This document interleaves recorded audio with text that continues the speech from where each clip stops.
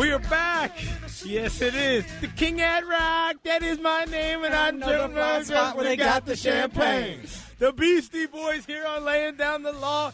It's an in-state rivalry, upset Saturday, all kinds of good stuff. Friday Night Lights weekend in the great state of Texas here on 1250 AM ESPN San Antonio.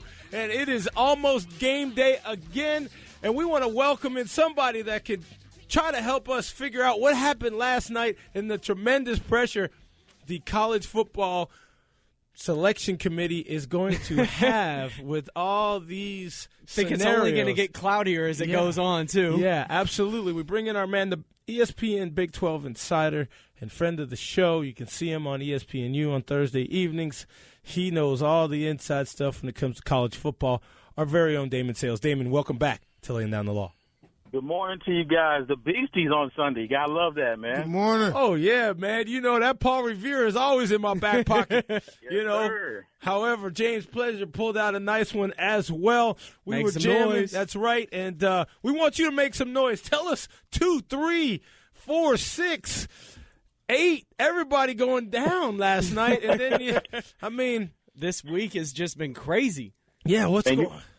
You can probably just think about how everybody on that college football playoff committee, you know, everybody facepalm on 3, 1, 2, 3, and it just kind of went that way, man.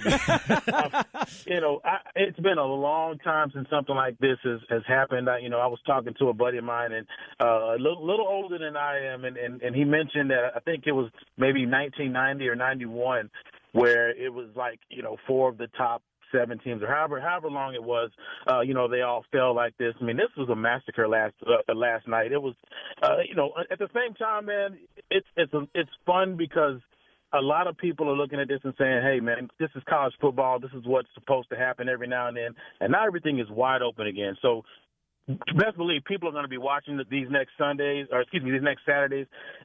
probably 2 or 3, 4 Saturdays down the road.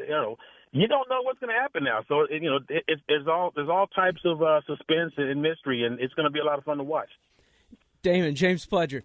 We're with our Big 12 insider, Daymon Sayles. Daymon, you look at the landscape of college football, and I truly believe that the SEC, nobody's getting through that clean this year, and it's just going to make things tougher and tougher as this goes on. Another one you got to look out for in a couple weeks, you've got number 1 Florida State with Notre Dame coming up on the schedule. So, this looks like it could get worse before it gets better. I guess worse depending on who you talk to. Again, if you're part of that playoff committee, you're sitting there and you're trying not to vomit everywhere because this is the last thing you want to happen. You want everything to be crystal clear. But going back to that SEC, in particular the SEC West, man. Golly, who was expecting Mississippi State to come out here and do anything other than the people in Mississippi State? We were all looking at Texas A&M to kind of make some noise. You're looking at LSU, looking at all these other teams in the conference in general, just to kind of do damage. Alabama loses, LSU loses, A&M loses. Now you're like, okay, who's next? What's going to happen now? And that Mississippi State team, if they didn't show you anything last week, they definitely showed you that they're for real this past week. And Dak Prescott, he's the truth. He's absolutely a legitimate contender for all quarterback awards and maybe even a dark horse for a Heisman pick right now. Absolutely. Speaking with Daymon Sayles, ESPN Big 12 insider. And I saw the intro about him and the unfortunate cancer scenario with his mom and, just the things that surrounded he and his family. And a heck of a young man to be able to make it through those circumstances. And, I don't think A&M played well at all yesterday. I don't think a lot of the top teams, I don't know if they went to sleep. I just think maybe some of the opponents they played, of course, are going to get up for TCU. They were certainly ready for OU. Utah. I stayed up and watched that one. Their running back Booker was unbelievable. I don't know where he came from, but he certainly played extremely well. Again, on the road, there against UCLA, a top team. You just saw a lot of things happen in college football. But these are 17 to 23-year-olds, and don't gamble on us. Don't bet on us. You know what I mean? However, do you think it's the limit of the scholarships from times past when Spencer and I were looking at things, and so many good kids can only go so many places? And I don't know if it's necessarily the limit of scholarships when it comes to success of these players. I mean, coaches understand their situations, whatever their respective situation is. And, I think the last thing they want to do is have any type of excuse. Take Penn State, for example. We all know what happened to them, in the past months and whatnot. And, they've come back and they made sure that everything that happened in the past is not an excuse for what to do in the present and the future. And I think that's what a lot of these coaches are looking at now. They have what they have, and they're dealing with what they deal with. So now it's their job to coach who they have. I mean, look at Charlie Strong over at Texas, prime example. Defensively, I thought they did an outstanding job against Baylor. I really did. But when you have a team that's really struggling on offense and a quarterback who's still technically he's been thrown to the wolves right now. It's tough. It's tough to put up points, and if you don't put up points, obviously you're not going to win a lot of football games. But I think coaches will tell you from the jump, man. Sure, we may have this issue and that issue, but we'd rather not use that as an excuse. We're just going to play with what we got, and we're going to do the best we can. But unfortunately for some, you're going to take some L's early, but hopefully some of these teams are going to bounce back. But as mentioned, last night was just a lot of fun to watch, especially if you love underdogs and if you love seeing the favorites go down.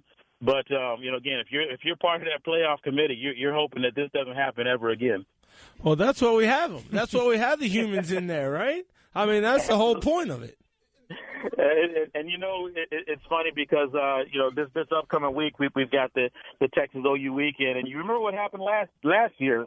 Everybody picked Oklahoma, and Texas pulled that upset off. So we could see something similar this upcoming week compared to what we saw on Saturday. I mean, it's still up in the air, but I mean that's why they play the game, right? Absolutely. I don't think it was as lopsided as we get caught up in the ranking, and you have to judge football. Mississippi State is a respectable football team. They've been knocking on the door. I think A&M, that type of offense cannot get off to a slow start. And they tried to go to the well late as the week before and just ran out of time to do it. And even that's a Big 12 game. TCU is in the Big 12. So I should be able to expect them to battle Oklahoma, Texas, and whoever that they show up. That's your conference. Now, if that would have been UTSA beating Oklahoma, then we have something different to talk about. Well, UTSA should have beat Arizona, who knocked off Oregon. Yeah, I will say that. Yeah, right. I will say that. So it's been a crazy season. So I'm thinking now, if it's D1, I think I'm just expecting people to line up and play football. I don't think anybody, just like in the NFL, I don't think anybody should lose a game, and to win them all should be a difficult task. Oh, I tell you what, SMU. I can almost count a W if I played them. I'm just saying. But moving along. Yeah. Moving along, David Sayles. Moving along, David Sayles. Listen, give us a surprise. There's a couple good games to watch for in this upcoming weekend besides Texas OU. Well, I mean, from a Big 12 standpoint, you're obviously looking at Baylor TCU. Looking at what TCU did yesterday. That's a huge win. Huge win for them. First win against Oklahoma since joining the Big 12. I mean, it almost sent Gary Patterson to tears. That's how big it is. But the thing I loved about that game, when you talk to Patterson, after the game, he looked at his players kind of with that side eye, and he asked them, what are you guys celebrating so hard for? You act as if you weren't supposed to win that game. So there's a mentality change right there with Patterson. So when you look at how he took that, you have to look at what's going to happen in this next week. Texas, I wouldn't say Texas put a blueprint out on how to contain Baylor. But I mean, let's keep it real. Baylor scored 2 offensive touchdowns with Bryce Petty throwing, another touchdown on the run, and then that other touchdown was a pick six. I mean, they were held to 3 scores. TCU has a great shot at Baylor. They have to play near flawless football. Obviously, you can't play mistake football. But that TCU Baylor matchup, if everybody plays the way they're anticipated to, that's gonna be a pretty good one. And it's sad. It's almost sad to say that Texas OU game might be, it might be an undercard of sorts when you're looking at a Big 12, just that Big 12 conference schedule. Man, everybody's looking at Baylor TCU first, Texas Oklahoma second, and it's unfair because this is the Red River rivalry we're talking about. But when you got two undefeated teams going at it, it is what it is. Yes, and then down the road, Ole Miss comes to Kyle Field, and we can see if wow, that's going to be a good one. The Aggies can bounce back as well. Daymon, we appreciate your time, my man. We're headed into shout-outs. You got anybody you want to give a shout-out to here on Laying Down the Law? Other than SMU. Well, let me send big shout-outs to my alma mater at Texas State University, celebrating another homecoming, and they did it big last night. So it is what it is. And, hey, you guys enjoy Sunday. Have a good day. And keep banging that beasties, man. I still eat them up, cats. I still can't get to the place to call them Texas State. Texas State. I grew up Southwest Texas. I grew up Southwest Texas, bro. Southwest Texas. Yes. I started there when it was like I was in the middle of the name change. Daymon, who you picking for the Cowboys and the Texans? You're a North Texas guy now, but I wanted to ask. Man.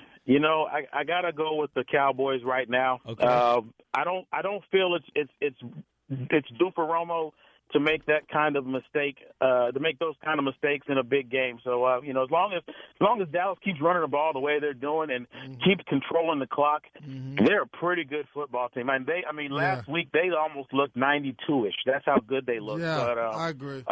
They've got to hold the ball. They got to maintain that football. All right, my man. We appreciate you. We're going to come back with our shout-outs. So stay with us right here on Laying Down the Law.